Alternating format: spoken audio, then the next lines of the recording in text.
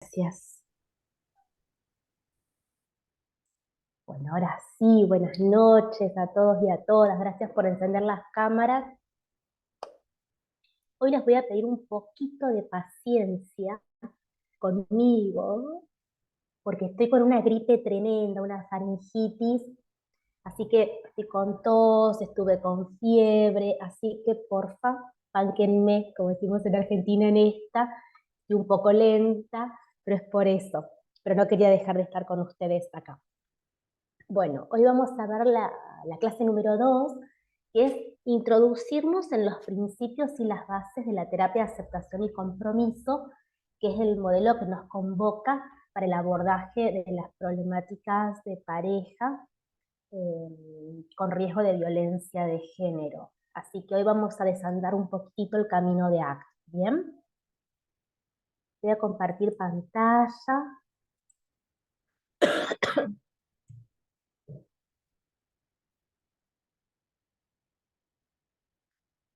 Ustedes me dirán si ya se ve, por favor. Sí se ve. Ya se ve. Gracias, gracias. Bueno, como les había dicho en la clase anterior, cualquier pregunta, duda o sugerencia, siéntanse libres de desmutearse y o si no, de escribir en el chat que no hay ningún problema. Bueno, la agenda del día de hoy es ver las bases, es el módulo número 2, que son las bases filosóficas y conceptuales de las terapias conductuales contextuales, en este caso principalmente la terapia de aceptación y compromiso. Vamos a desandar ese camino como bien les decía. ¿Dónde comienza todo esto? Los fundamentos de la terapia de aceptación y compromiso tiene como está en sus bases, yo les traje acá gráficamente una pirámide como para que lo podamos identificar, y en la base está el contextualismo funcional. Entonces es una terapia de tercera generación con sus bases en el contextualismo. En el medio de esta pirámide les traje la teoría de los marcos relacionales, RFT, que junto a las bases del contextualismo funcional y a las teorías del lenguaje, fueron cimentando los principios de la teoría de aceptación y compromiso. Esto es para desandar muchísimo, es un largo camino, pero por una cuestión de los fines que nos convocan acá, es que yo solamente se los traje como un recorte así, para nombrárselo, para que sepan de dónde viene, pero no voy a profundizar en ello porque no es a lo que nos convoca en este curso. Pero sí les invito a que lo puedan hacer ustedes y si desean material o cualquier pregunta que tengan para hacer, me pueden escribir con total libertad. El contextualismo funcional, ¿qué dice? ¿Cuáles son las bases de esta pirámide, estos cimientos de ACT? Tiene tres criterios. Uno es el criterio de verdad pragmático. ¿Qué quiere decir esto? Que si algo funciona, es verdadero. Es así de simple. Para la terapia de aceptación y compromiso, si hay un comportamiento que es útil, que funciona, es verdadero. El segundo es que la conducta siempre la vamos a entender dentro de un contexto. No se puede tomar a una conducta de manera aislada. Siempre vamos a identificar una conducta y la vamos a observar y la vamos a desarmar para poder entenderla dentro de un contexto, dentro del contexto en el que se está dando. Y el tercer criterio que nos va a decir el contextualismo funcional es de ¿para qué va a servir todo esto? Que es para predecir e influir en la conducta. Si yo puedo conocer el efecto que tiene este contexto en la conducta y viceversa, voy a poder predecirla. Entonces, los conceptos básicos de ACT tienen que ver con la conducta, contexto y función. Son tres conceptos, tres palabritas que tienen que quedar ahí siempre resonando en ustedes porque es de lo que se trata toda la teoría, todo el modelo, de lo que vamos a ver hoy y que vamos a ver en las siguientes clases como modo de abordaje. Entonces, pensemos siempre en la conducta, en el contexto y en la función. Y fíjense que estos tres conceptos están interrelacionados permanentemente. La conducta no se puede pensar sin su contexto en el que se está dando, ni se puede pensar eh, separada de la función que tiene en esta persona, en este contexto determinado. Fíjense que están en permanente interacción. ¿Me escuchan bien ustedes? Sí, se escucha bien. Ah, Bueno, yo escucho bien. gracias, porque tengo la sensación de que estoy hablando más bajo, por eso preguntaba. Gracias, Sheila.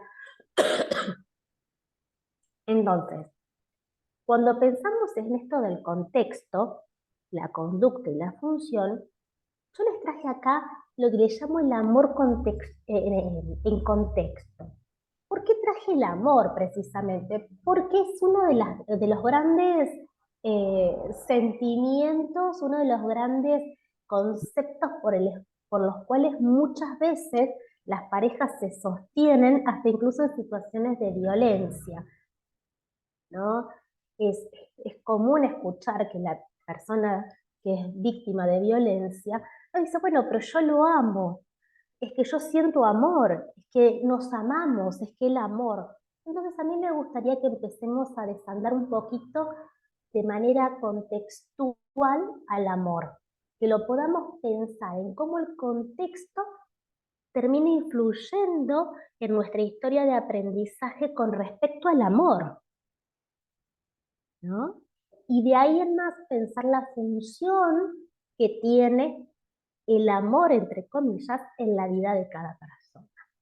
Entonces yo les traje algunos recortes, no traje todos, de los grandes mitos del amor que en algún punto nos fueron modelando, que todos estamos atravesados y atravesadas más o menos por esta historia de aprendizaje. Y uno de los grandes mitos del amor es el de la media naranja, ¿no? De que tengo que encontrar a mi otra mitad, porque solamente cuando yo encuentre a mi otra mitad voy a poder estar bien y ser feliz y estar completa y tener una vida plena y satisfactoria. Fíjense cómo este tipo de creencias, de mito, terminan influyendo a tal punto que muchas veces las personas no pueden separarse de un vínculo realmente problemático porque está sostenido en esta creencia, en que sin el otro no soy nada, estoy incompleta, no puedo seguir adelante. ¿Qué va a ser de mí? ¿No? Como si me falta algo, ¿no?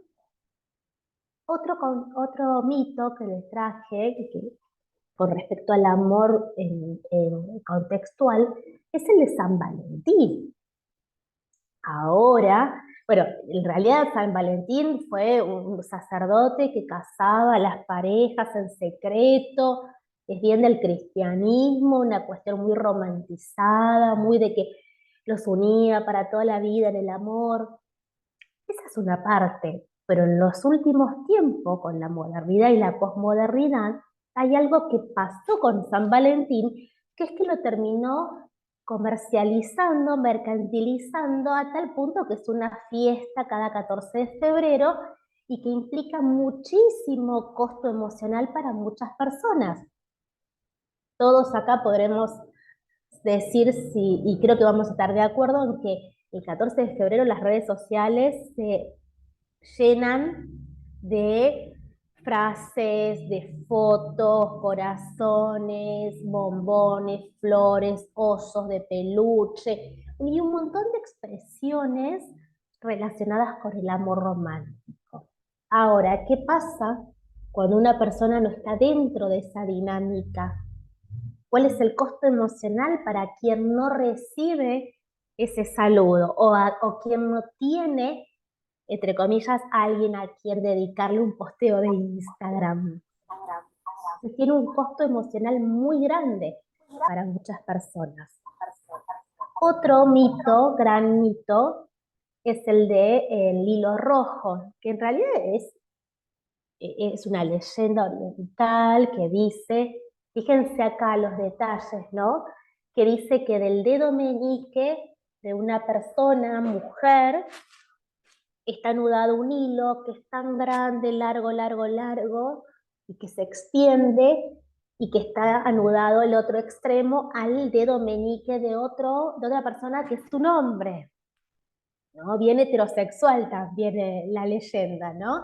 Y dice que este hilo rojo, por más que pase mucho tiempo, se enrede, se desenrede, se vuelva a contraer o extender, nunca se va a cortar. Y habla más de un amor eterno, infinito, irrompible, y también puede ser altamente problemático para muchas personas esta creencia, ¿no? De este amor para siempre, y aunque pasen un montón de cosas, el hilo rojo no se va a cortar.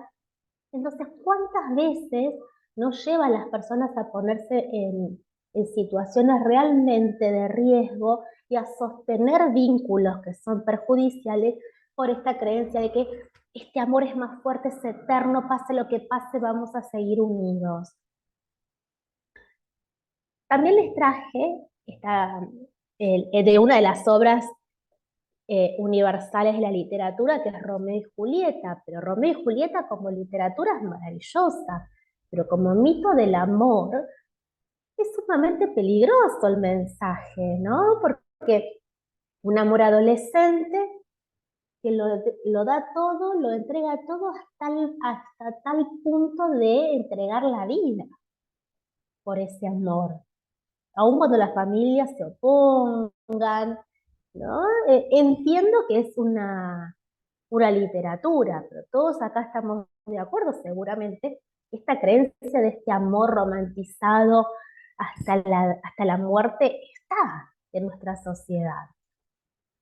Y por otro lado, les traje acá, no sé si les resonará, Pepe Le Pew. Era un dibujo animado de mi generación, tal vez ustedes no lo conocen, pero fíjense, ¿no? Cómo nos fue marcando. No tengo dudas de que Pepe Le Pew, si estuviera vivo, su historia de amor transcurriría en este presente, en este 2024, tendría una perimetral, tendría una orden de restricción seguramente por acoso, tendría una denuncia por acoso, porque Pepe Le Pew era un zorrino que se enamoró de una gata, que sin querer la gatita había pasado por un lugar donde estaban pintando y se le hizo toda una raya blanca de pintura y él la confundió. Fíjense, él cree y la elige a esta gatita creyendo que es una zorrina, ¿no? Él ve lo que quiere ver en ella, no la está eligiendo real y tal cual es, sino lo que él imagina y cree que es. Entonces la persigue, el dibujito muestra que la persigue por toda la ciudad y hace millones de cosas y la abraza y le da besos, ¿no? Fíjense ahí el mensaje, ¿no? Primero de que estoy viendo lo que no es, lo que yo creo y quiero que seas, no lo que vos sos. Segundo, una invasión total y absoluta al cuerpo de la otra persona. No existía el consentimiento, por supuesto. Pero bueno, más allá de la humorada de este dibujito animado, sí, adelante Diego, levantaste la mano. A ver. Ah, no, me había confundido, disculpe. Perdón. Ah, ¿no? Mm. ¿Querías hablar o No, no? no. No, no, ese No. Ah, me había confundido, disculpe. no, no hay problema. Ujú. Seguimos un chiquín más. Más allá, como les decía, de la humorada, de este dibujito y de los mitos que les traigo, son los que en algún punto terminaron configurando nuestra historia de aprendizaje respecto al vínculo de amor. En el consultorio más de uno hemos recibido historias, no diciendo, no, yo quiero el mito de la media naranja, no, pero sí subyace en el discurso de la persona que viene este tipo de mito, ¿no? La persona sufriente. Insisto, son altamente peligrosos, porque nos llevan a colocar a las personas, a ser colocadas y a sostener vínculos aún destructivos. Entonces, esto es una especie de introducción para que podamos ver cómo a través de la terapia de aceptación y compromiso vamos a pensar, en este caso al amor, en términos de conducta contextual. Siempre es aquello que yo hago en un contexto determinado. Por eso era pensar el amor en un contexto determinado. Yo les traje esos mitos que les acabo de presentar. ¿Qué es la terapia de aceptación y compromiso? Acá les traje la foto de Steve Hayes, por si alguien no lo conoce, es el creador de la terapia de aceptación y compromiso, que es una terapia de conducta de tercera generación, sensible al contexto y a las funciones de los fenómenos psicológicos. Fíjense cómo aparecen dos conceptos que les había mencionado al comienzo: contexto y función, y conducta, están los tres. Aplica procesos de aceptación y conciencia, así como el compromiso y procesos de cambio conductual para facilitar la flexibilidad psicológica. Dicha flexibilidad psicológica permite la aceptación del sufrimiento psicológico tal cual es, por lo que es posible aprender de él y cambiar el centro de atención hacia los comportamientos que realzan y dan sentido a la vida. Yo les traje esta definición teórica de Steve Hayes para que ustedes la puedan tener, pero por supuesto que toda esta definición la vamos a ir desarmando a lo largo de la clase de hoy, como para que nos quede un poquito más clara. Voy a dejar de compartir un segundo para poder verles y preguntar.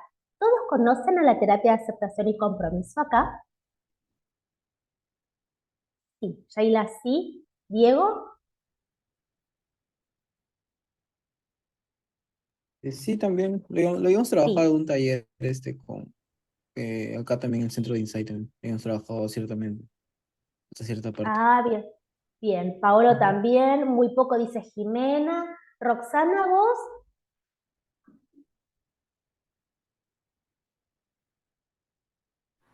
Sí, un poco también. Un poco también. ¿Y Ximena? Sí, A en ver. realidad un poco, o sea, no estoy enterada completamente de todo, pero creo que sé lo básico. Bien. ¿Francesca? Hola, buenas noches. Tengo noción, un poquito. Un poquito. Bueno, todos más o menos algo conocen. Un poquito. Bien, seguimos.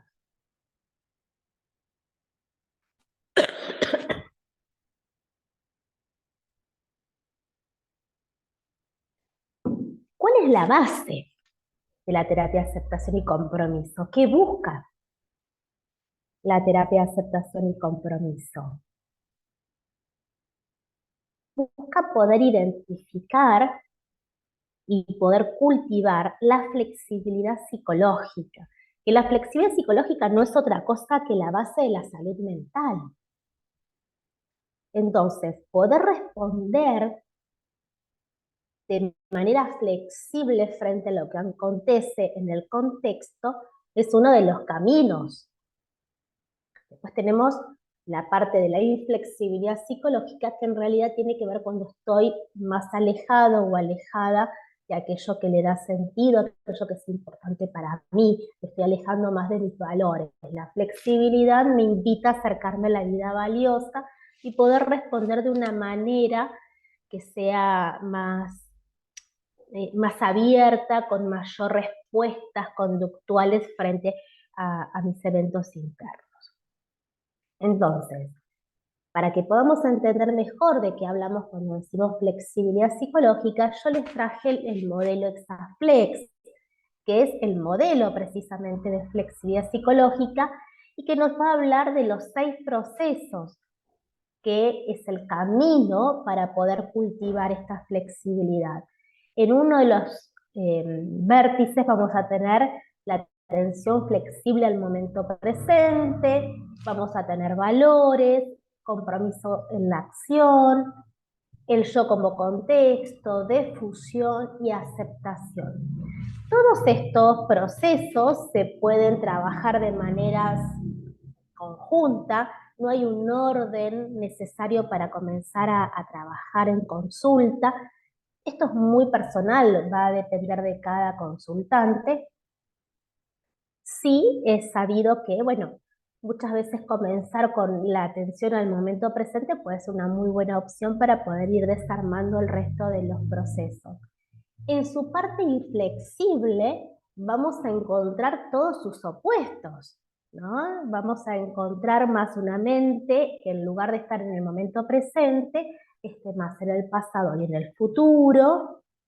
Vamos a encontrar, en vez de estar cerca de los valores, vamos a estar alejándonos de los valores, tendremos una postura más inflexible.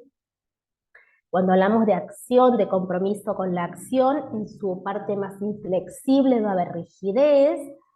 El yo como contexto vamos a estar pensando más en un yo contenido. En la parte inflexible, la difusión va a estar en la fusión cognitiva. Y en la aceptación va a estar la rigidez nuevamente, ¿no? Vamos a poder ver en su parte más inflexible. Entonces, para que podamos entender un poquito en estas cuestiones más vinculares, que es lo que nos trae en este curso, yo les traje el lado oscuro del lenguaje, como para empezar a adentrarnos un poquito en el padecimiento humano, ¿no?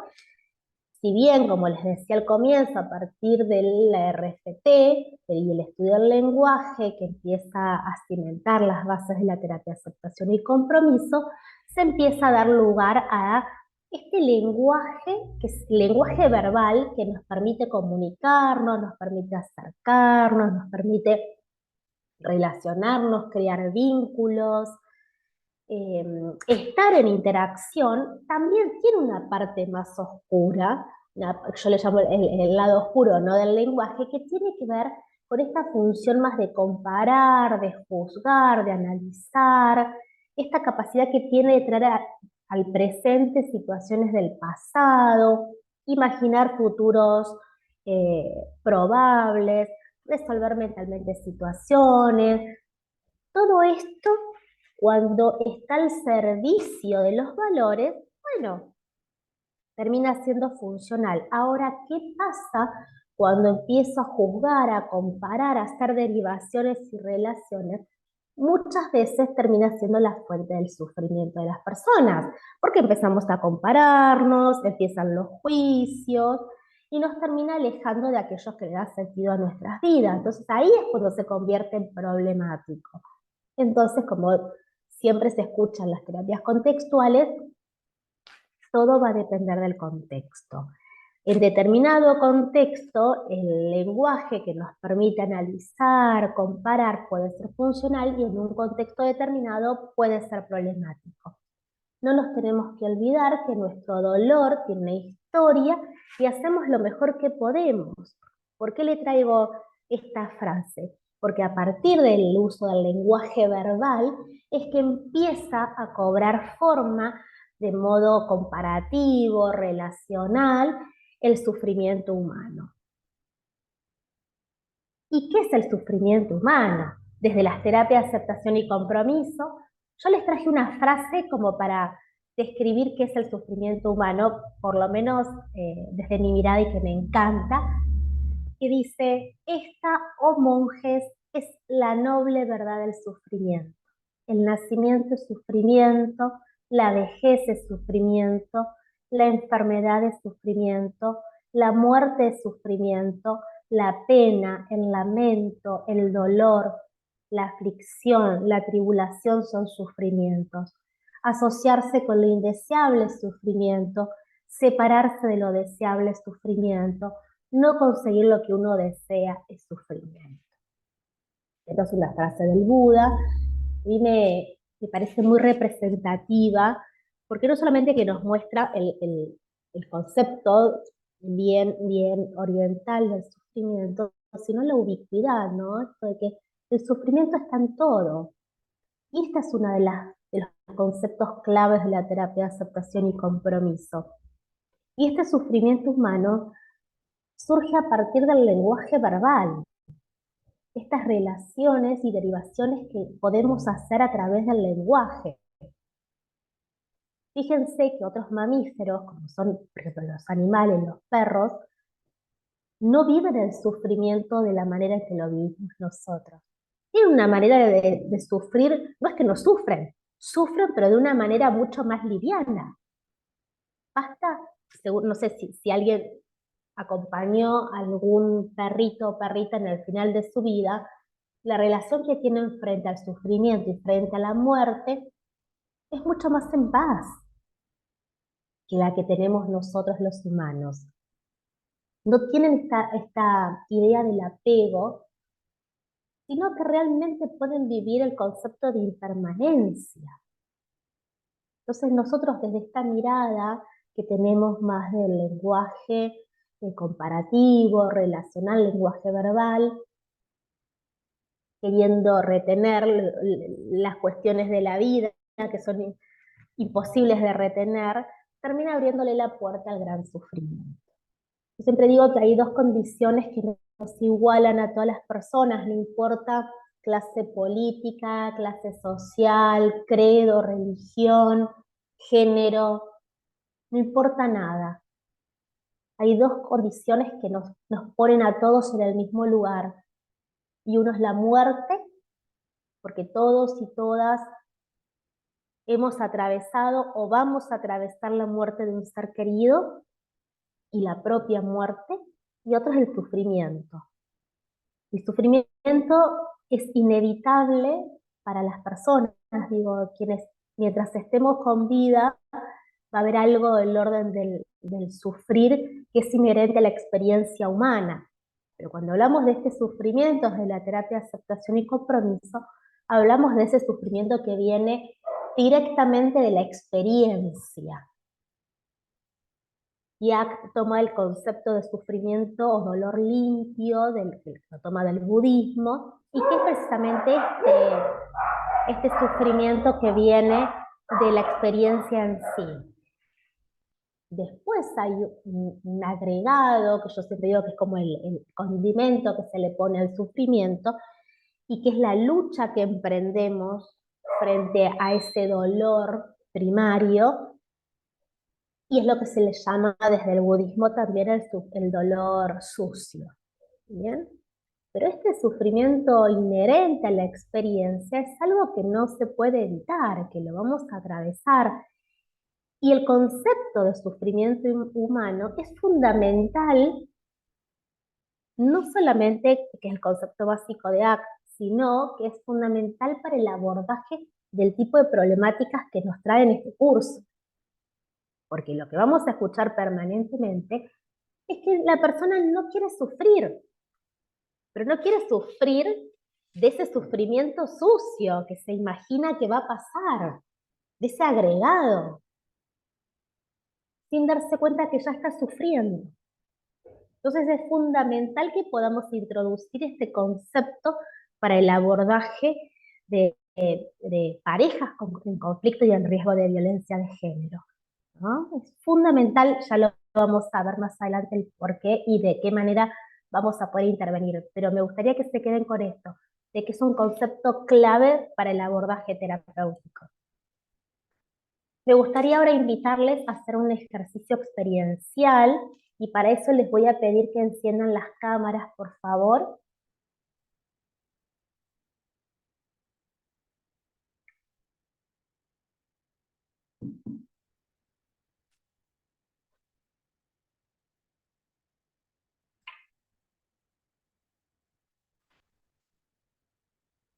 Muchas gracias.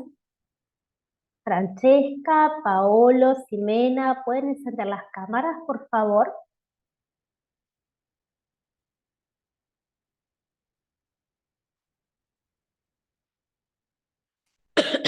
Muchas gracias. Muchas gracias. Francesca. Y ahora van a ver por qué les pedí encender la cámara. No es porque a mí se me ocurrió solamente porque tengo ganas de molestarlos hoy. No, no, no, no. Les voy a pedir que, que podamos tomar una postura cómoda en la silla en la que estamos. Vamos a hacer un pequeño ejercicio mindfulness. Para eso nos vamos a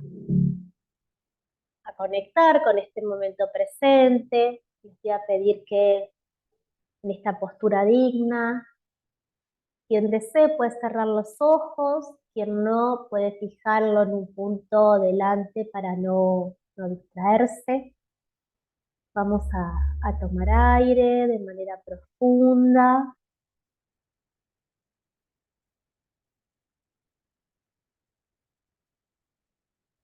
Una vez más.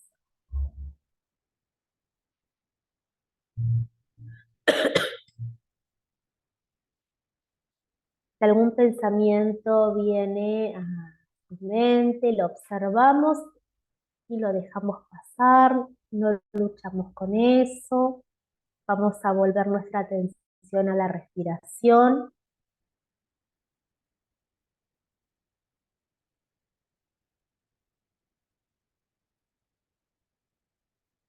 Una vez más.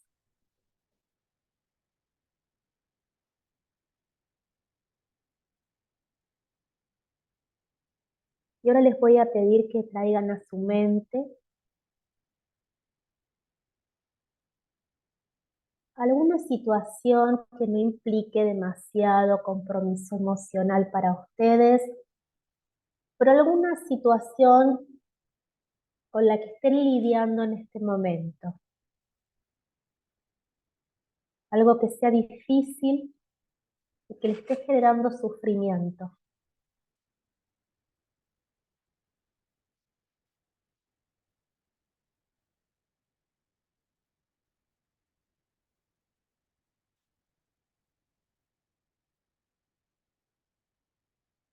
Que puedan observar esa situación.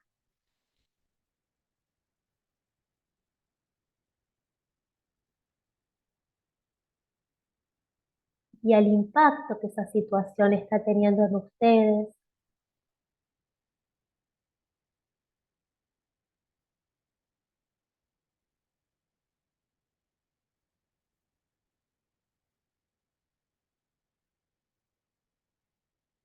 ¿Qué sienten cada vez que conectan con esa situación de dolor?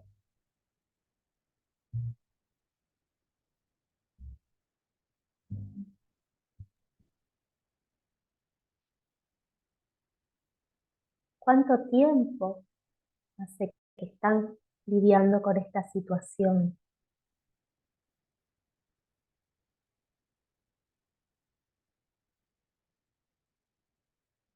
¿Es un dolor reciente o es un dolor que lleva mucho tiempo con ustedes?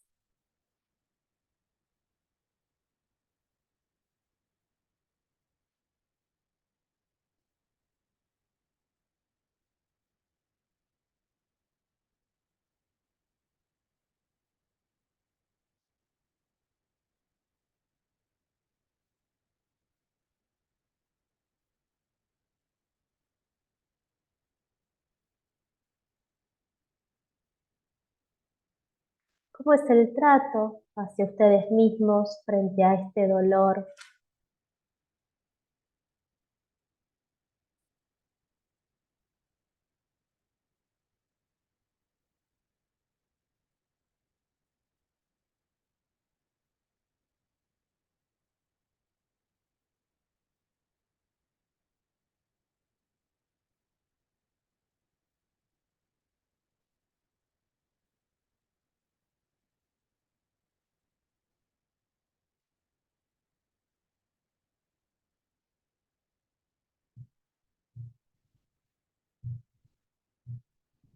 Y ahora con total apertura y agradecimiento a ustedes mismos por haber conectado con esta experiencia, les voy a pedir que abran los ojos, que puedan mirar a la persona que tienen a su derecha en la pantalla.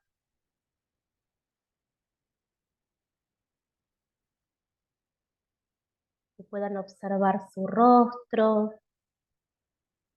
su postura.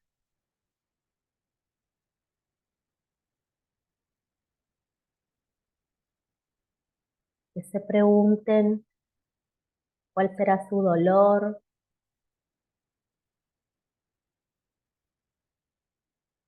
¿Con qué estará batallando en este momento de su vida?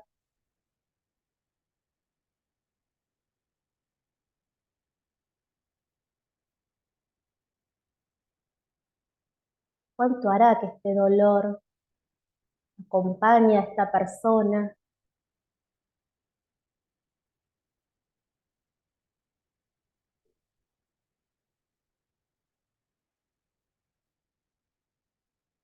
Observen su mirada, su rostro,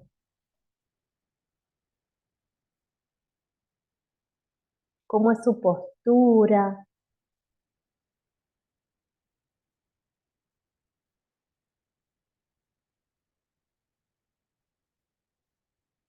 Conéctense en este momento presente con ese otro que también está sufriendo, que tiene su propia lucha, su propio dolor.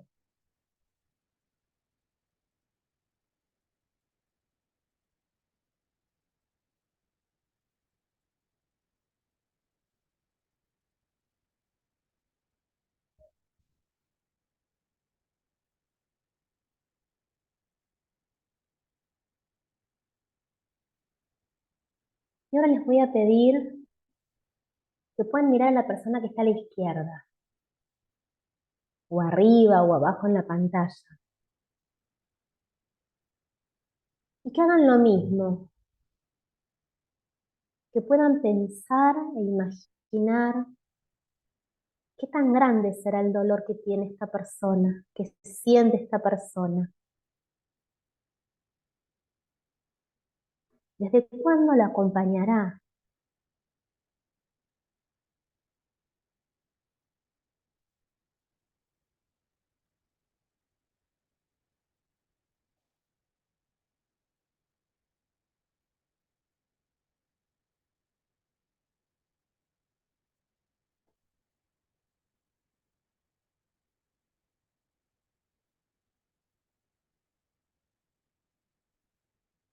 Y ahora, con agradecimiento a ustedes mismos por haberse permitido estar en este ejercicio, y agradecimiento a todos los que estamos en la sala por sostener este momento, vamos a volver a la clase.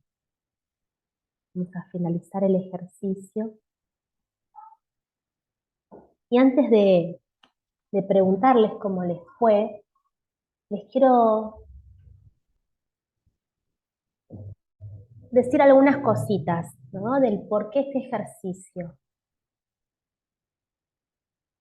Más que el por qué, el para qué. No solamente es para contemplar mi propio sufrimiento, sino el de las otras personas, y ahí la humanidad compartida que dice Ack, que en realidad estamos todos sosteniendo el dolor, todos estamos sufriendo, sino que es un entrenamiento para lo que pasa en sesión.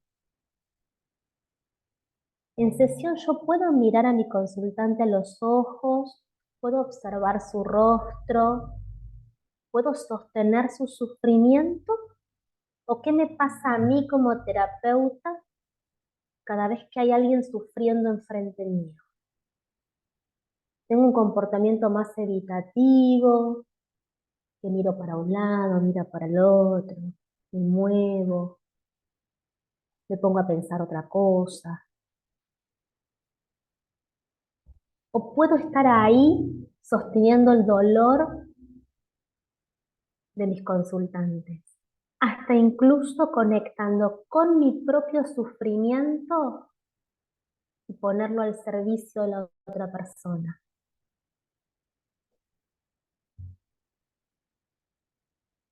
Por eso lo que pasa en este ejercicio, créanme que es clave, porque no es otra cosa que eso, es cuál es mi respuesta frente al sufrimiento de los otros. ¿Puedo estar ahí presente junto a quien está sufriendo? puedo sostener ese sufrimiento sin tener que decir y hacer nada, simplemente sostener y acompañar. ¿Qué se activa en mí cuando hay un otro que sufre? Porque por lo general, en la creencia popular de los y las terapeutas es que tengo que decir algo, tengo que hacer algo para que esta persona se sienta mejor. Cuando en verdad lo único que necesita muchas veces es que alguien sostenga ese sufrimiento. Y esa sea la mejor intervención.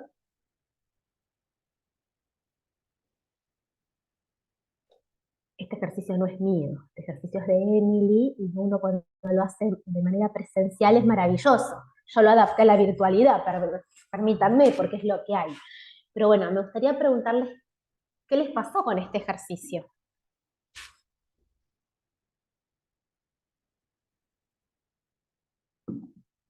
¿Alguien quiere contar cómo fue su experiencia? Roxana. Sí, pues creo que sientes que o sea, normalmente lo sentimos que lo que nos pasa a nosotros es lo único que pasa, ¿no? O sea, no, somos los que más sufrimos, los que más sentimos, los que más calor tenemos. Ahorita yo estoy en México, hace muchísimo calor, los que más calor tenemos, porque hay una ola de calor que no estábamos acostumbrados, entonces nos está afectando mucho. Sí, vi Y por algo, ejemplo, sí, están tremendos. sí, es el caso de mi niño que me dice, mamá, es que yo ya no quiero ir a la escuela porque tengo calor. Y es lo mismo, ¿no? Y dice, pues es que no eres el único, todos estamos igual, todos estamos sintiendo muy mal. Entonces, cuando volteas a ver a la otra persona y como mencionabas tú, ¿no? Y piensas, ¿qué estará sufriendo? ¿Qué estará sintiendo? ¿Qué habrá dentro de él? Te das cuenta que pues no nada más eres tú, ¿no? Que todo el mundo está pasando por algún momento difícil, más o menos, en distintos grados, pero pues no sabes cómo lo está interpretando esta persona y cómo lo está viviendo esta persona. Excelente, gracias Roxana, gracias. Sheila. Yo lo que noté fue que me costó trabajo como contactar con mi propio sufrimiento, ¿no? Que me evadía en pensamientos, ¿no? Como de, bueno, tantito piensa en y yo justo dije, ¿por qué no quiero contactar? O sea, ¿qué es lo que sucede que me está costando trabajo contactar, ¿no? Como que justo puede ser tan doloroso que prefiero evitarlo, ¿no? Y bueno, cuando hicimos esta otra parte de observar a los compañeros, justo esto que también Roxana comparte, de decir, bueno, no soy la única, ¿no? Que tal vez la pudiera estar pasando mal en estos momentos, ¿no? Independientemente de lo que esté pasando a la otra persona, también puede estarla pasando no muy bien, ¿no? Bueno, sufriendo. Y, y bueno, pues sí, esta parte, ¿no? De mi dificultad para contactar mi propio sufrimiento y que lo entiendo, o sea, entiendo que digo, bueno, si me es difícil a mí, o sea, es algo importante a trabajar porque entonces, ¿cómo puedo contactar con el sufrimiento del otro si puede ser complejo conmigo, ¿no? Eso fue lo que surgió. Qué importante, gracias, gracias por compartir, Sheila. Y créeme que el gran paso ya lo diste. El notar, el darte cuenta que está siendo difícil contactar con el propio sufrimiento, es un paso fundamental en esto, ¿no? Darnos cuenta que hay algo, hay una barrerita que no me está permitiendo conectar con mi parte más dolida, ¿no? Con eso que duele. ¿Mm? Gracias. ¿Alguien más quiere compartir? Bueno, en mi Jimena, caso, sí.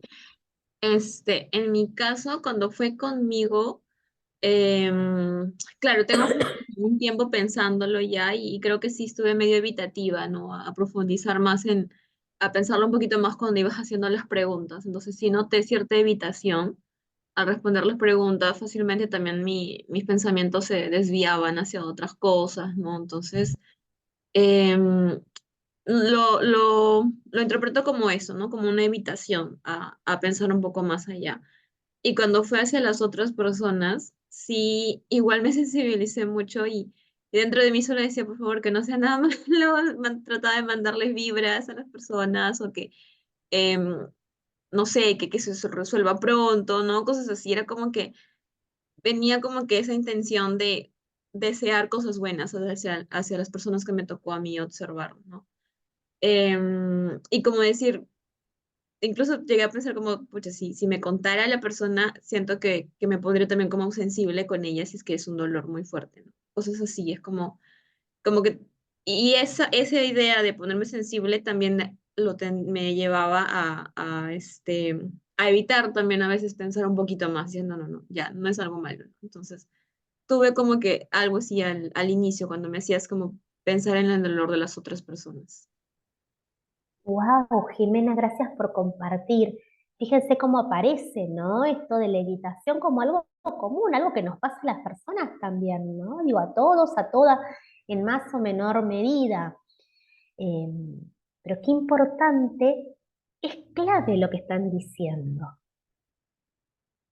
porque es mi respuesta frente al sufrimiento. Y el sufrimiento no se puede evitar. Hay uno que sí, que es el dolor sucio, es el que hablábamos hace un ratito, ese agregado, esa lucha.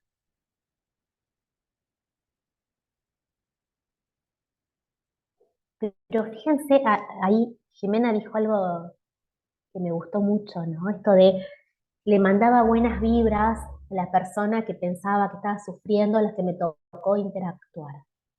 Fíjense que ahí aparece una respuesta al sufrimiento del otro, más empática, más compasiva, pero con el propio sufrimiento parece que no quiero, mejor no conecto. Cuando también podría mandarme buenas vibras a mí, tener esta mirada empática y compasiva conmigo misma también.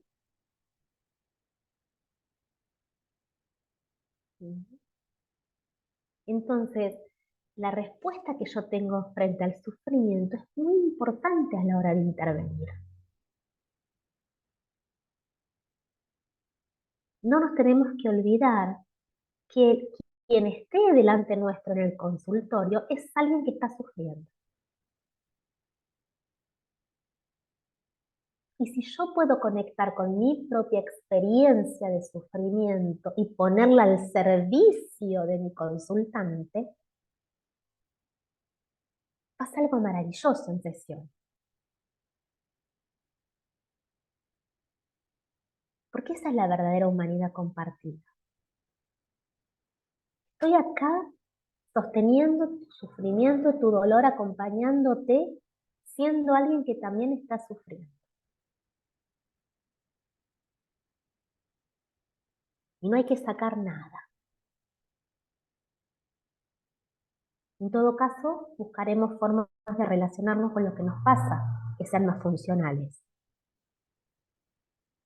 ¿Sí? Gracias, chicos, a quienes compartieron. Chicas, vamos un poquitín más.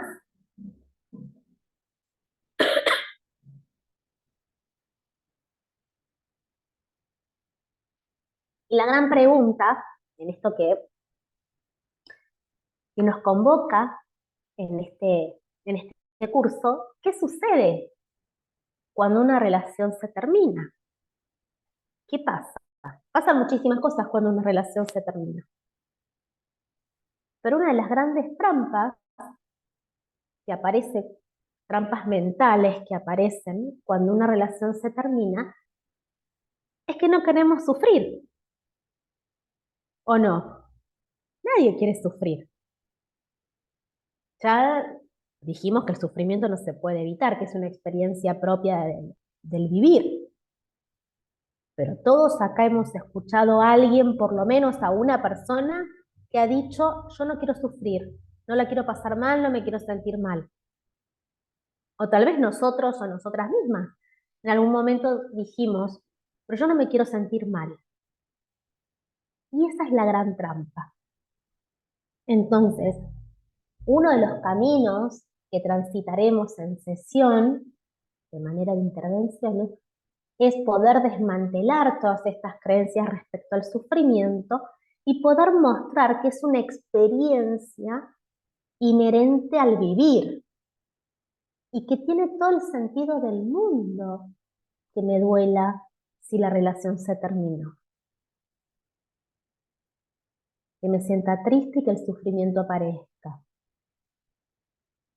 Porque no solamente uno termina duelando y sufriendo por la relación que se termina, sino por todas las expectativas, proyectos, deseos que uno depositó en ese vínculo y en la otra persona. Entonces hay un montón de cosas que se ponen en juego a la hora de pensar en una separación. ¿Por qué traje esta pregunta? ¿No? ¿Qué sucede cuando una relación se termina? Porque en casos de violencia explícita, donde ya el riesgo de violencia de género haya trascendido la barrera y estemos frente a la violencia, uno de los caminos más sensatos y más seguros es pensar en la separación. Para quienes trabajamos en terapia de pareja, sabemos que cuando está presente la violencia, por lo menos desde la terapia, la IBCT, que es una terapia contextual, si está presente la violencia, no es posible hacer un proceso de terapia de pareja, porque ya no hay pareja. Si está la violencia en el medio, la pareja desapareció, ya dejó de estar, por lo menos en los términos de la IBCT. Entonces esta pregunta va a estar siempre. Por eso es que se las traje en este momento.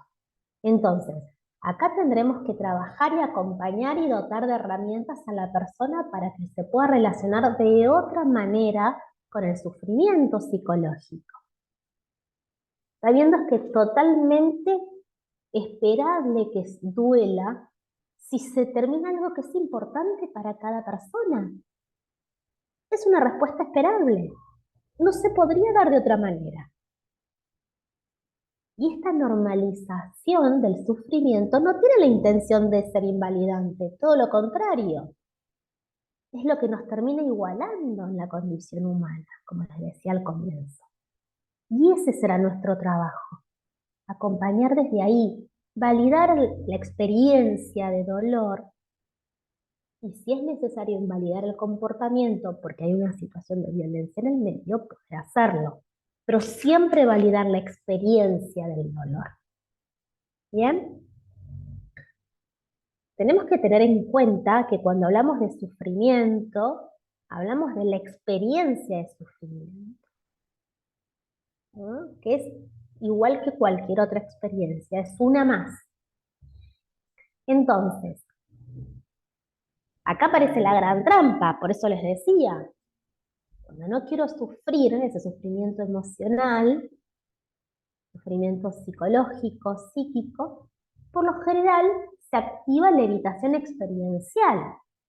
Entonces una persona que está en un vínculo donde la violencia está presente y no desea, no quiere, le es muy difícil permanecer en contacto con sus experiencias privadas, como son emociones, pensamientos, sensaciones corporales, se activa la evitación experiencial. Entonces, desde esta evitación experiencial puede llevar a alejarse de aquello que realmente es importante para sí misma, hasta incluso a permanecer en situaciones de riesgo.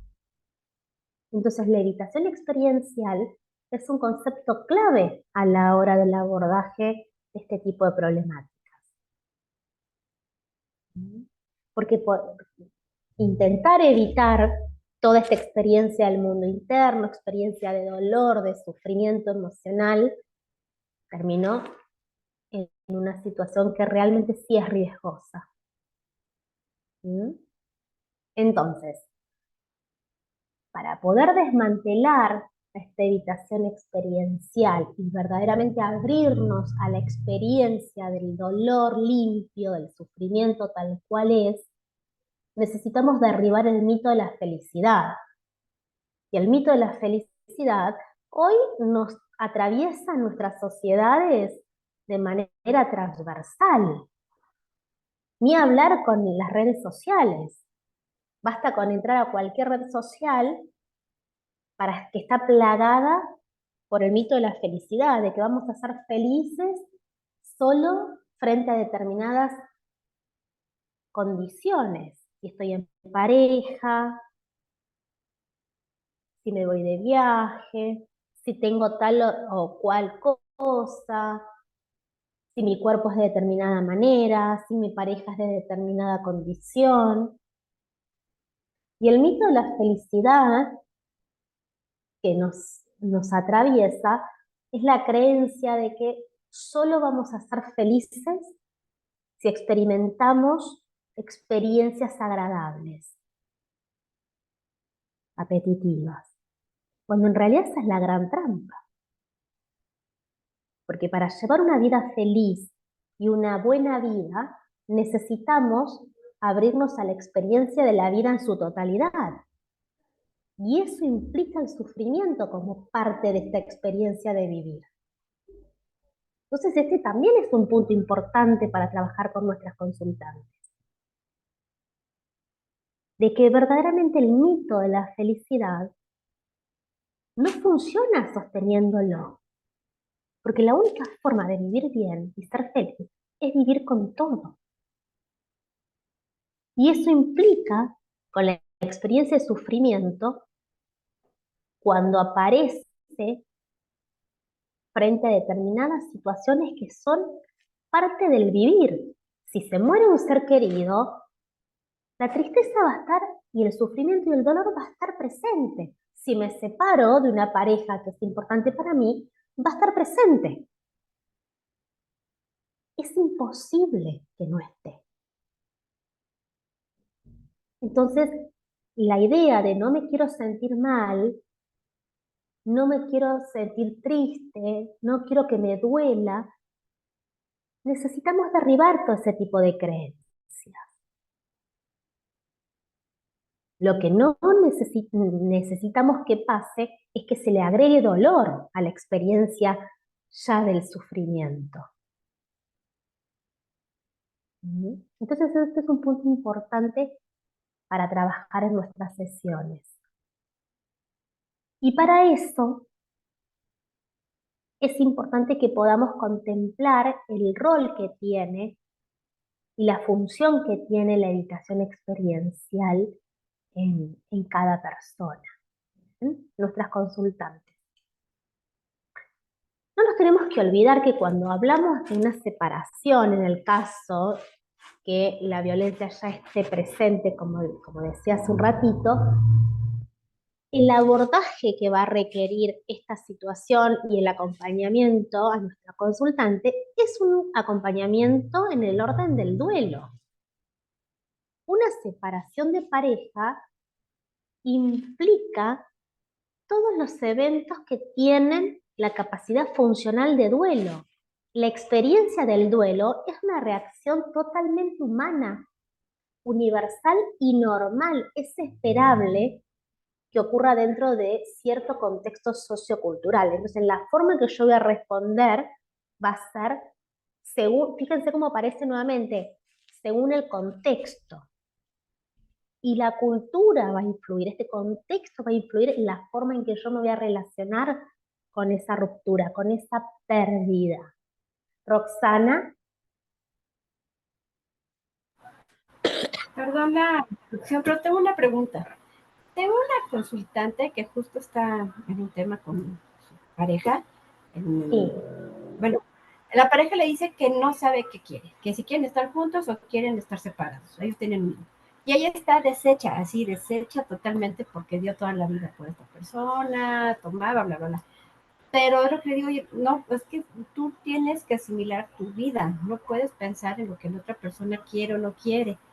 Pero esta indecisión y ese sí estoy, no estoy, se puede tomar como violencia. Y es que ella está en un proceso de duelo, pero no sabe si vivir el duelo, justo como lo menciona la doctora, está en un duelo intermedio, por así decirlo. La otra persona juega entre que sí estoy. ¿Eso es violencia para la consultante?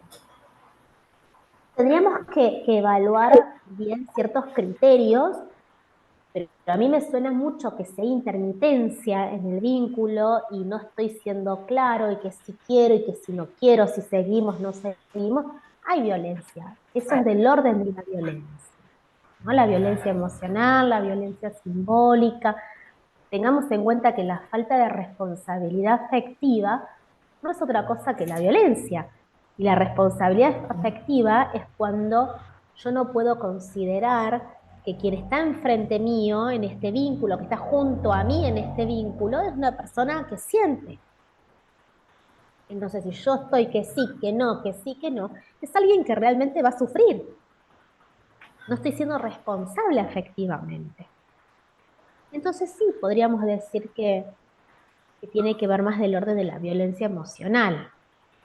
La poca claridad, el no poder hablar directamente, el no poder ser claros en las emociones y en los sentimientos, ¿no? Ok. ¿Sí? Gracias, sí. No, por favor. Seguimos un chiquitín más.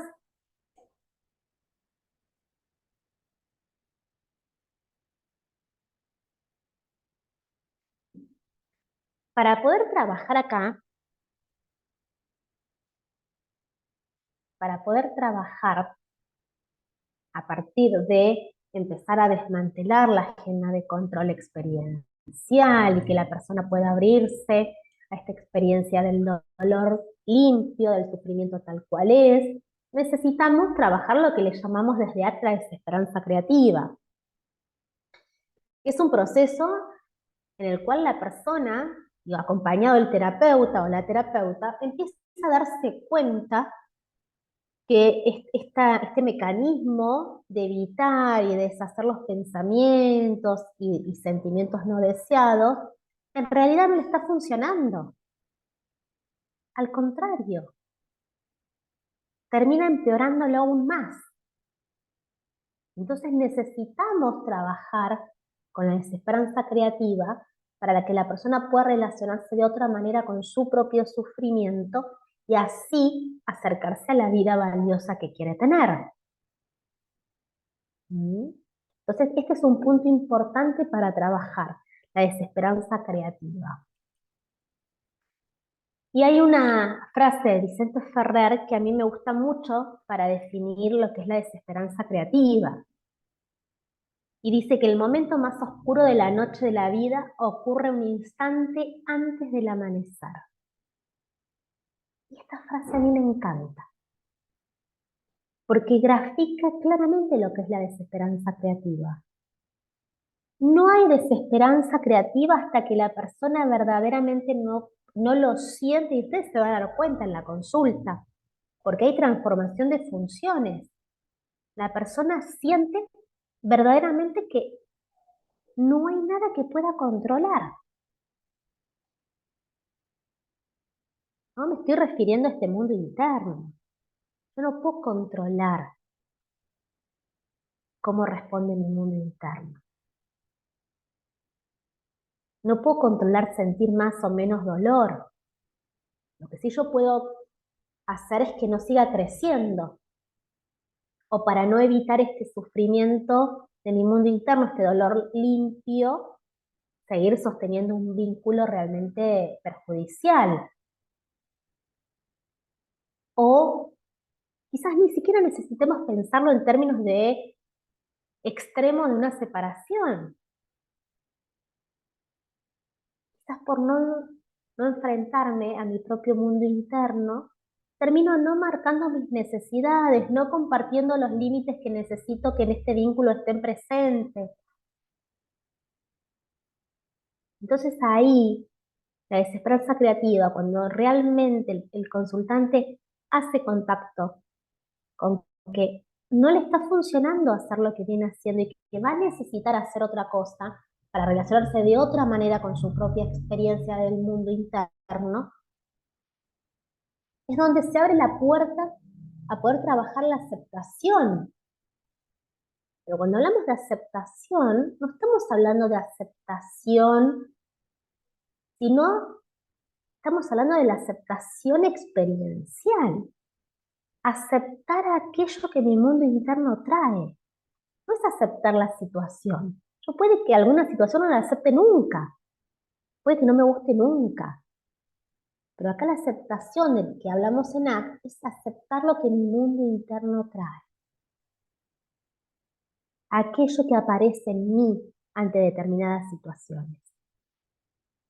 Entonces la desesperanza creativa nos va a permitir trabajar aceptación, nos va a permitir trabajar valores,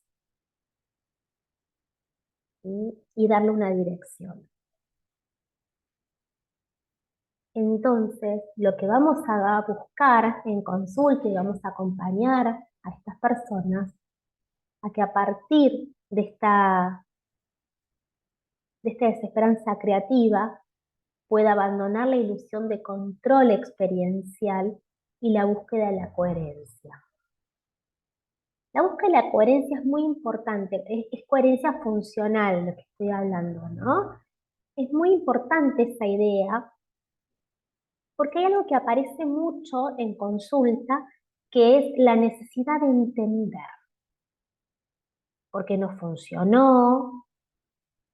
¿Por qué es así? ¿Por qué es de tal forma, de tal otra? ¿Por qué me responde de esta manera? ¿Por qué no me quiere como yo quiero? ¿Por qué no es más amable? ¿No? Como esta necesidad de entender y encontrar una causa. Pero fíjense que lo que subyace ahí es la necesidad de control experiencial. Porque si yo me doy cuenta que la causa por la cual este varón me violenta, y yo lo puedo entender, la idea que está de fondo es que me voy a sufrir menos. Porque no es que este varón está teniendo comportamientos violentos y que eso no es amor, sino que en realidad hay una causa. Entonces hay que tener mucho cuidado con esta trampa de la mente en la búsqueda de la coherencia. ¿Sí? Porque puede llevar a la persona a estar ahí. Fíjense, yo calculo que alguno acá ya habrá experienciado con algún consultante, alguna consultante que les decía, no, pero yo necesito entender. Es bien un mecanismo de control experiencial. Es una gran trampa ahí. Entonces es importante que podamos desmantelar estas agencias de control. Primero, por un lado, quiero controlar cómo me siento, no me quiero sentir mal, y por otro lado, quiero entender. Son las dos grandes trampas de la mente. Y ahí poder acompañar a nuestros consultantes en esta premisa. El dolor, a mirar el dolor como parte de una vida valiosa. Puedo acercarme a la vida con sentido que quiero tener, aun cuando el dolor sea parte. Estamos hablando de este dolor limpio, como siempre les digo, como es parte de la experiencia. ¿Sí? Entonces, para esto, para que esta vida tenga sentido, necesitamos identificar y clarificar nuestros valores, acompañar a nuestros consultantes en este camino de descubrir. ¿Qué dice Steve Hayes? ¿Qué son los valores? Son cualidades elegidas de ser y actuar. Es importante indagar, clarificar con nuestros consultantes qué hay de valioso en este vínculo para vos. ¿Qué hace que vos elijas vincularte con esta persona todos los días? ¿Cuáles son tus cualidades en este vínculo? ¿Cuáles son las cualidades de esta persona que hacen que vos lo elijas? ¿Cuál es tu mejor versión de pareja? ¿Qué características tiene tu mejor versión?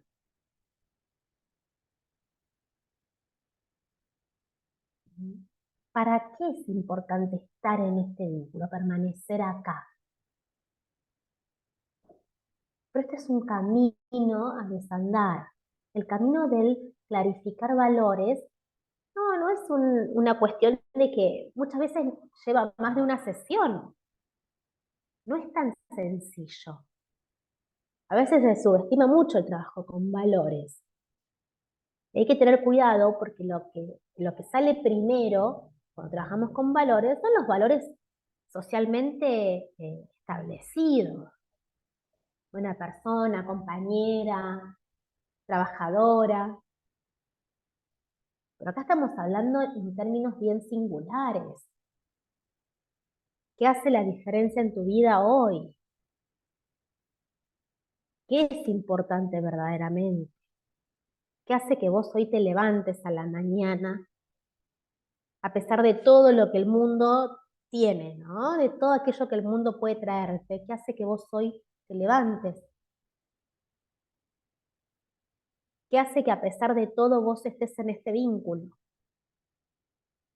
Y ahí vendrá nuestro gran trabajo para clarificar valores y empezar a echar por tierra las creencias del amor romántico, del amor contextual. ¿Se acuerdan que lo vimos al comienzo, de todos esos mitos y creencias?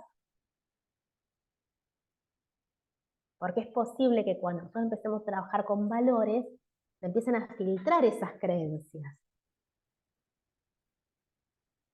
con máscara de valores, pero no son valores. O sea, ahí tendremos que estar nosotros y nosotras como terapeutas muy atentos para nosotros no terminar también pegoteándonos con el discurso y que se nos filtre alguna creencia. Porque este es el momento donde van a aparecer de ese amor bien relacionado con la historia de aprendizaje. Entonces, muchas veces el trabajar con valores lleva un tiempo en el proceso terapéutico. Y una vez que identificamos estos valores, vamos a necesitar llevarlos a la acción comprometida. ¿Qué es la acción comprometida? Es poder establecer metas, una dirección, un camino, un mapa guiado por valores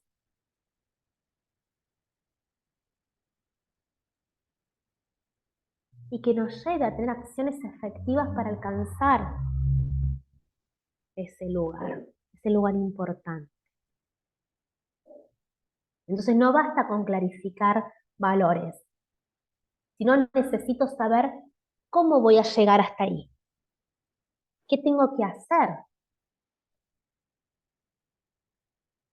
Entonces, si para mí es importante ser una pareja respetuosa, ser respetuosa en mi pareja, ¿qué acciones hacen que yo sea respetuosa? ¿Cómo puedo llegar ahí? ¿Cómo se ve a la persona siendo respetuosa?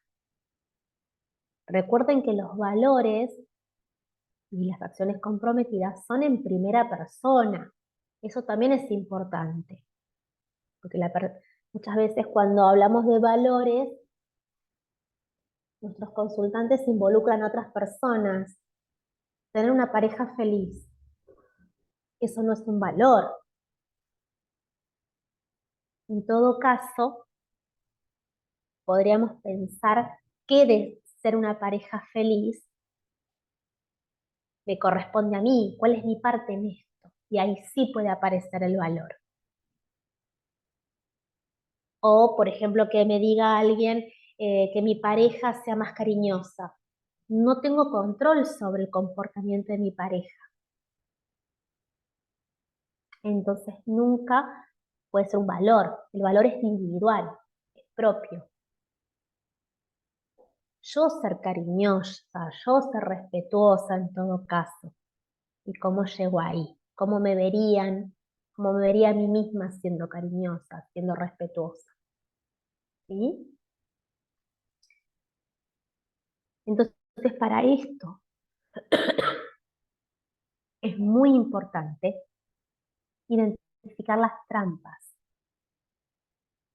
Una vez que clarifique valores, que tengo las acciones comprometidas, es muy importante identificar las trampas mentales, donde aparecen las creencias de este amor romántico, nuevamente que tiene que ver con la historia de aprendizaje, el refuerzo social, del contexto social, del contexto cultural, del contexto familiar y de pares, cómo empiezan a interactuar a la hora de los vínculos sexoafectivos, cuál es mi creencia y cuáles son mi historia de aprendizaje respecto a la violencia también, al género. ¿Recuerdan que la semana pasada hablamos del contexto en términos de género? ¿Cómo nos termina atravesando? De violencia. Bueno, eso mismo. Tenemos que tener ahí en cuenta que en las trampas mentales van a aparecer estas creencias.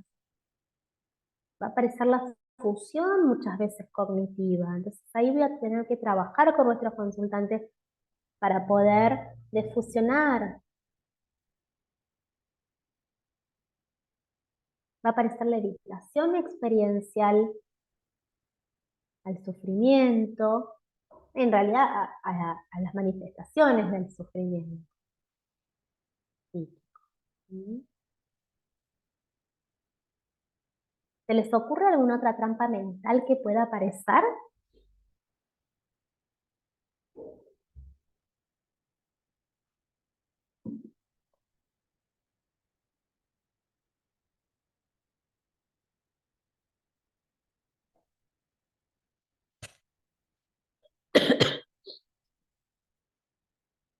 Sheila. Pues de las experiencias que he tenido con consultantes, muchos también tienen miedo del qué dirán los demás, ¿no? ¿Qué van a decir los demás, sus familias, ¿no? ¿Qué van a pensar mis papás?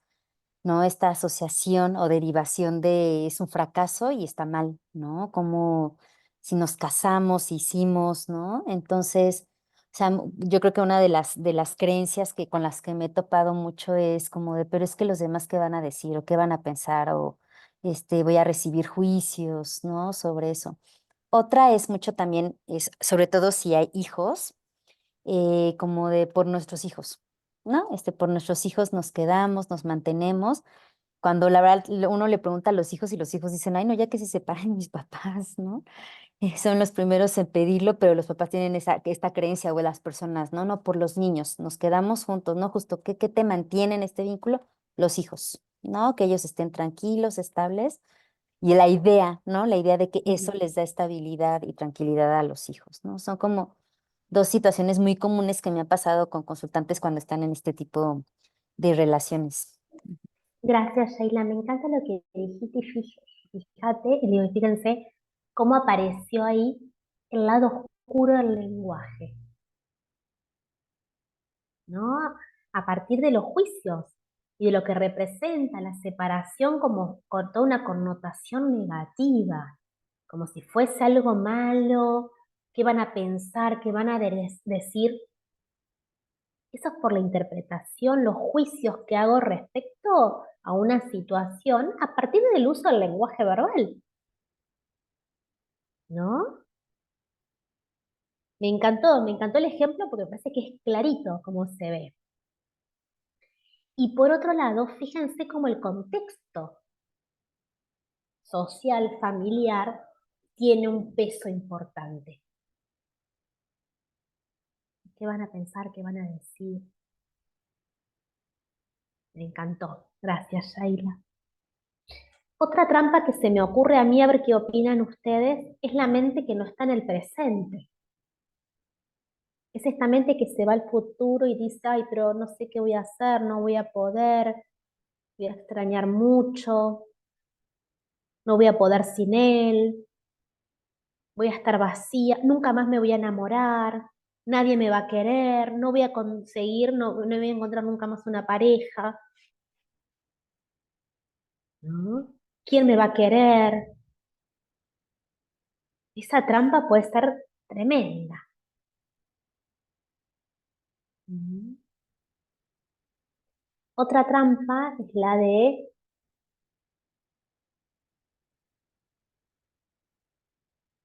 yo soy la culpable. ¿Mm? En realidad me pasa porque no tengo tal cosa, o no tengo tal cualidad, o tengo tal característica, entonces yo me merezco esto, ¿no? Cuando el yo está muy fusionado, está ahí pegadito, ¿no? Y no hay perspectiva. Y esto no es otra cosa que también un derivado de la violencia simbólica, violencia psicológica, emocional, que está muy presente en la violencia de género. Si vos fueras de determinada manera, vos me pones así, yo te hablo así porque vos me haces enojar. ¿Mm? Hay muchas expresiones de la violencia de género que termina arrastrando a las personas, a las mujeres, a esta fusión del yo. ¿Mm? Entonces esta es una trampa mental también que puede aparecer. ¿Mm? Ni hablar que es un mecanismo de manipulación de este varón, ¿no? De violencia claramente.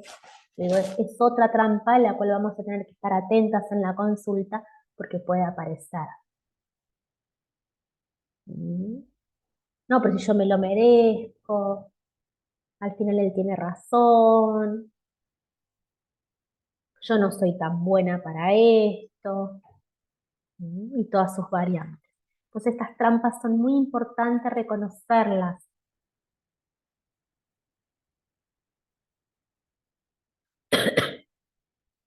¿Cómo venimos hasta acá? ¿Alguna pregunta? ¿No?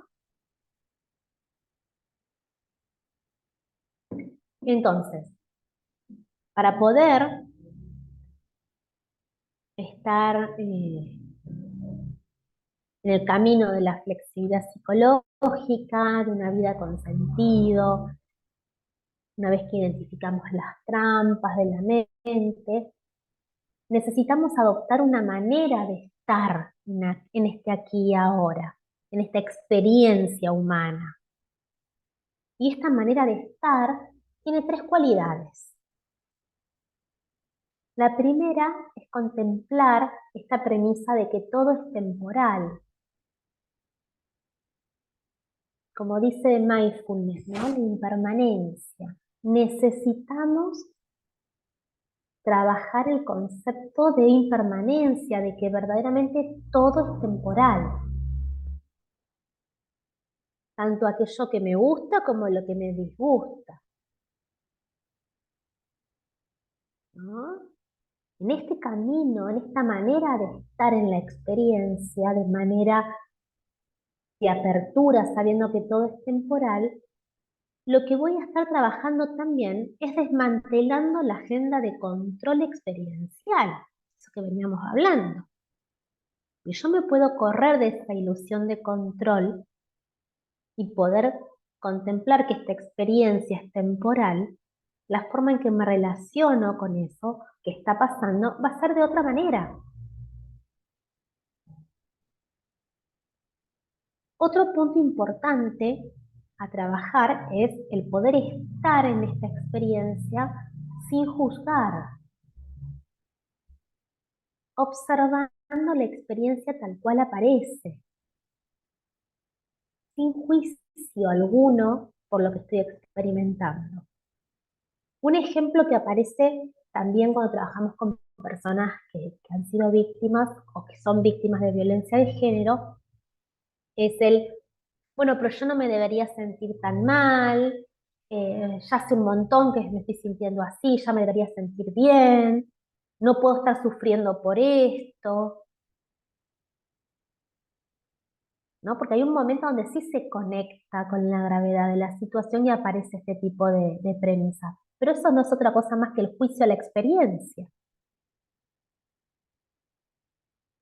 Entonces nuestro trabajo será acompañar a que la persona pueda descubrir su experiencia de dolor frente a esta condición, frente a esta situación, pero no desde el juicio, si está bien o está mal sentirse así, o si es mucho tiempo o poco tiempo.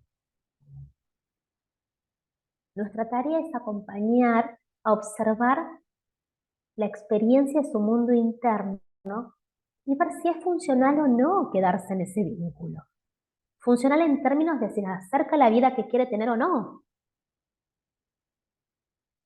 Si es un vínculo saludable o no. Pero no desde el juicio de la experiencia del mundo interno. Y otra cualidad importante acá, para transitar este camino, esta manera de estar en la experiencia, es hacerlo con apertura y presencia. Y apertura es apertura a lo que mi mundo interno trae, no a lo que esté pasando ahí afuera, sino lo que mi mundo interno expresa frente a lo que está pasando.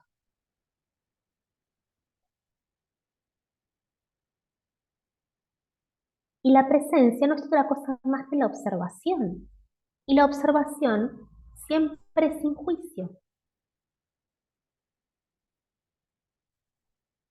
Entonces es fundamental que a la hora de trabajar con nuestros consultantes en este tipo de problemáticas podamos cultivar esta manera de estar en la experiencia, en su propia experiencia.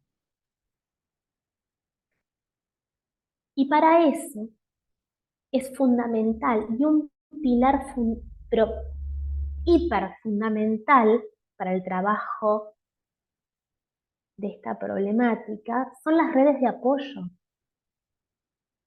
Necesitamos que la persona pueda extender su red.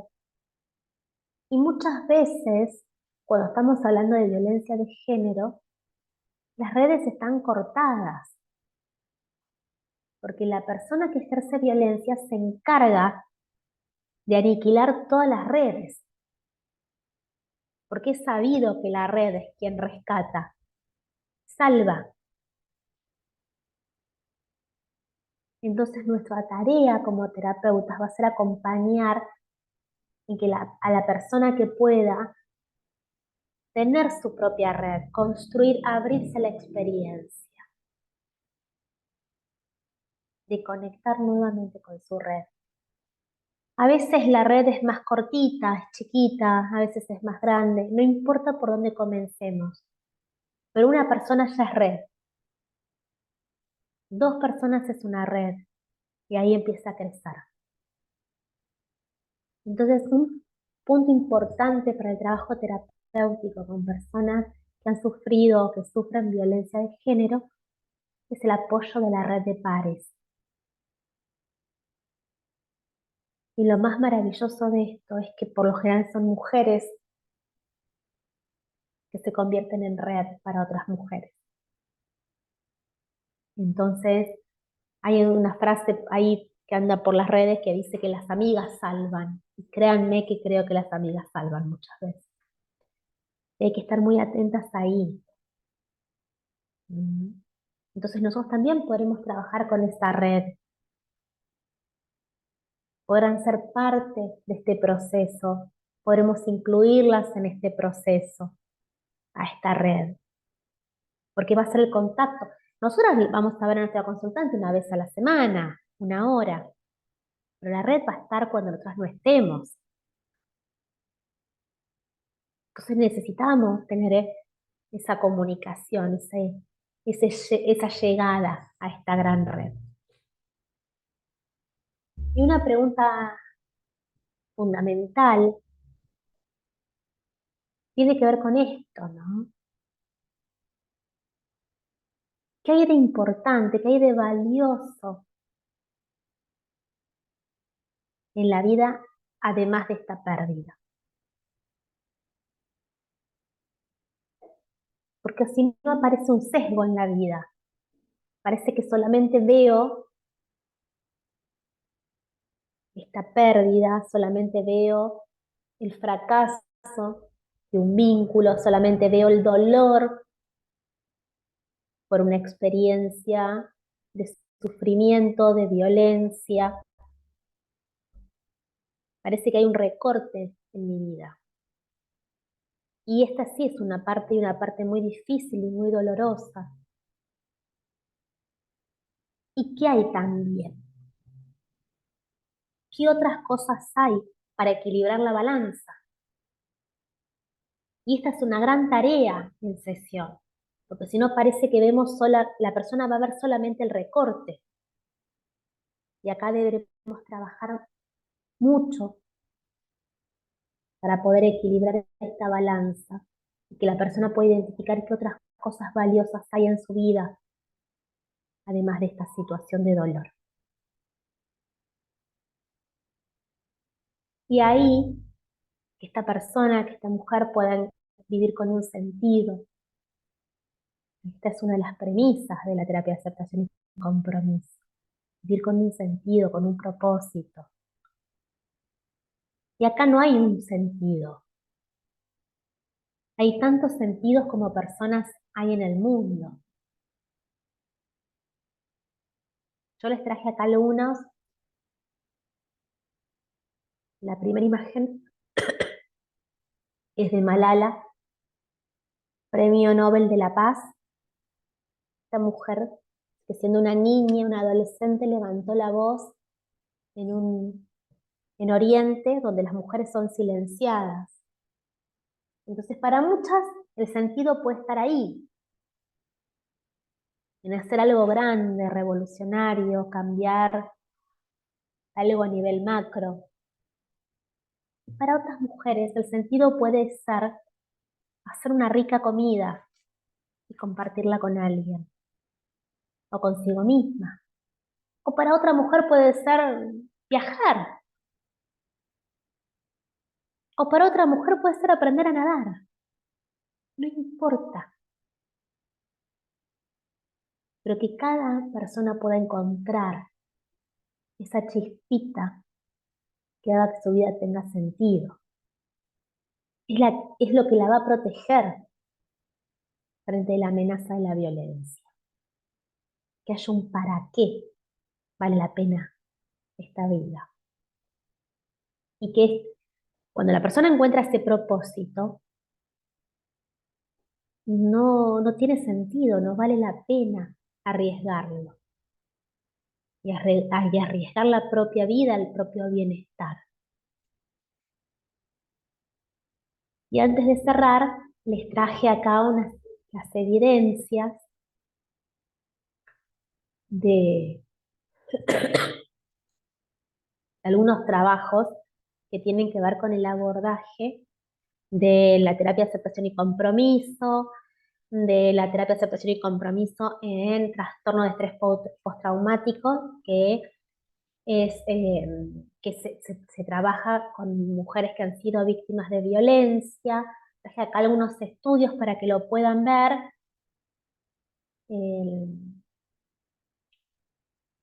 En el 2005 se hizo un trabajo de caso único que tiene que ver con el consumo de sustancias y del trastorno de estrés postraumático. En el 2000 se hizo un estudio evaluando la evitación de los recuerdos traumáticos en el trastorno de estrés postraumático. En el 2000 enfocó el área emocional de las personas que han atravesado estrés postraumático. En el 2022 se revisó la validez de la terapia. En el 2005 la efectividad de la terapia en el trastorno de estrés postraumático. En el 1999 se hizo una muy buena investigación sobre los efectos de suprimir los pensamientos relacionados con traumas en mujeres con estrés postraumático relacionados con una violación. En el 2000 se trabajó la relevancia de los eventos privados en el trauma. En el 2021 se realizó un estudio en mujeres víctimas de violencia y en el 2021 se revisó la efectividad en casos de estrés postraumático. ¿Qué quiero decir con esto? Y ya lo vamos a ver en las siguientes clases, que la terapia de aceptación y compromiso en el abordaje del trastorno de estrés postraumático tiene alta evidencia de que funciona. ¿Sí? Les traje acá algunos para que lo puedan ver. Y les quiero dejar esta frase antes de terminar, que es una frase de Steve Hayes, que la dijo en el 2006, y que se las comparto, porque es una de las premisas de la terapia de aceptación y compromiso, y que es un buen punto de partida para trabajar en sesión con nuestros consultantes. Y dice que en tu dolor encuentras tus valores, en tus valores encuentras tu dolor. Son dos caras de la misma moneda. Lo importante, los valores y el dolor. No se pueden separar. Entonces, si duele tanto es porque es importante.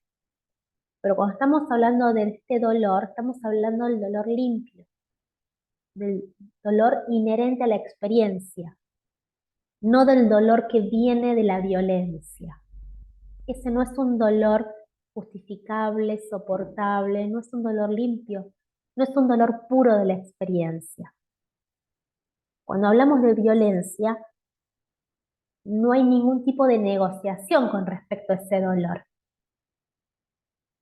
Porque no solamente que no es inherente a la experiencia, sino que está contaminado con todo un proceso de manipulación propio de la violencia y que, como dijimos la semana pasada,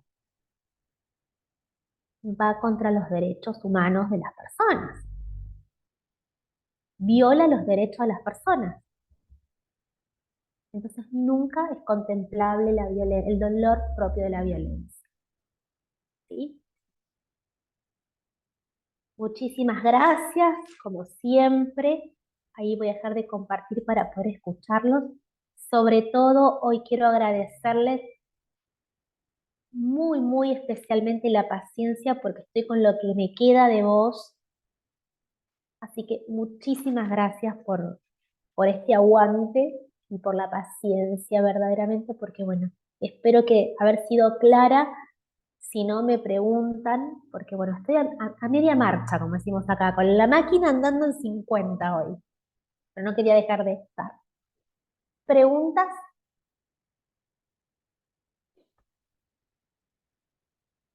¿No? A mí, sí, era Sí. más, sí, a mí vi que es más desde la experiencia, creo, porque en esto que presentabas del sentido, como que el permitirle a las pacientes tener un sentido, me ha pasado que a veces es difícil encontrarles como un objetivo, una meta o algo a que, no sé, orientarse, ¿no? Y personalmente, por eso lo digo desde la experiencia, no sé si decirlo así, ¿no? Pero como que me contagio de ese bloqueo, es como que no sé cómo ayudar de repente a orientarles a encontrar este sentido.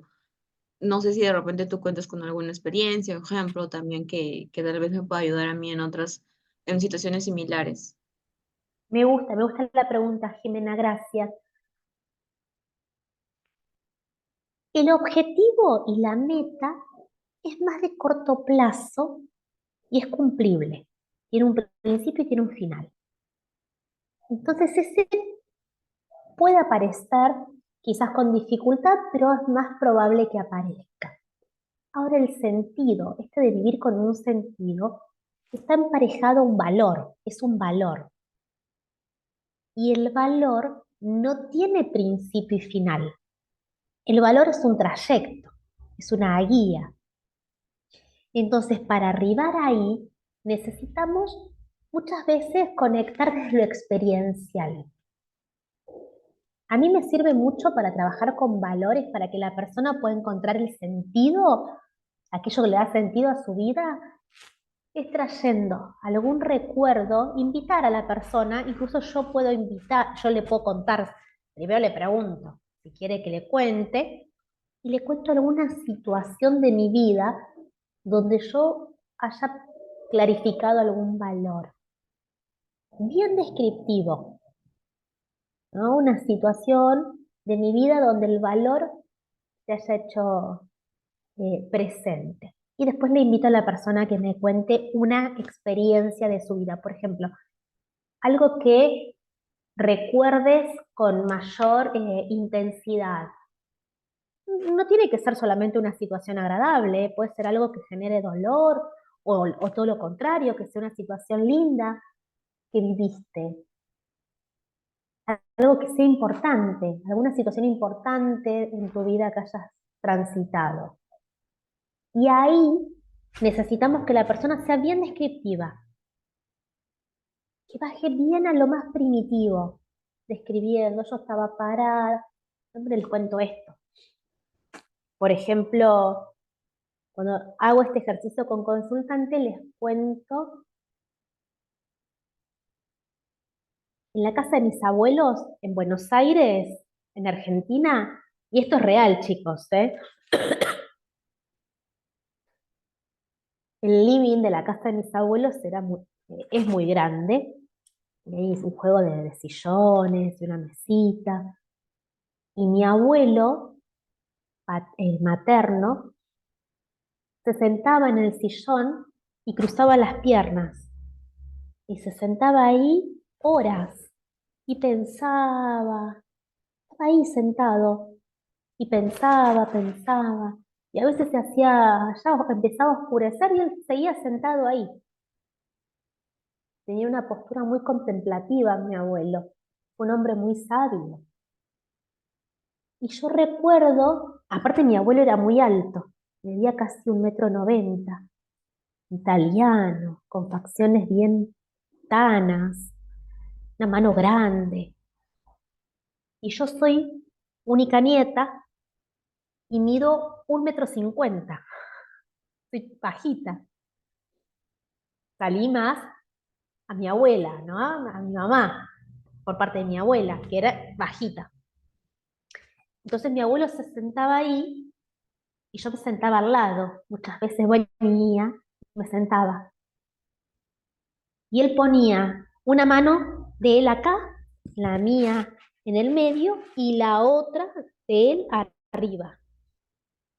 Entonces mi mano quedaba en el medio y él me hacía así, con su mano gigante. Y esta era una muestra de afecto. Y pasábamos horas ahí, literal, ¿eh? No estoy exagerando. Y me decía, vos tenés que estudiar, vos estudiá y después trabajá. Y el resto viene solo, decía mi abuelo. Vos estudiá, estábamos ahí. Y yo ahora que lo cuento, me emociona mucho, porque ahí hay un valor para mí. Hay varios valores. Y me emociona porque miren cómo le da sentido. Me apropié tanto y pude identificar un valor ahí que yo hace que hoy esté acá con ustedes, siendo casi las 11 de la noche y enferma.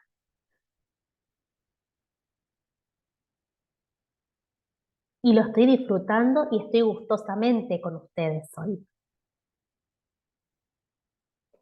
Pero ahí la presencia, la compañía, el sostenerme de mi abuelo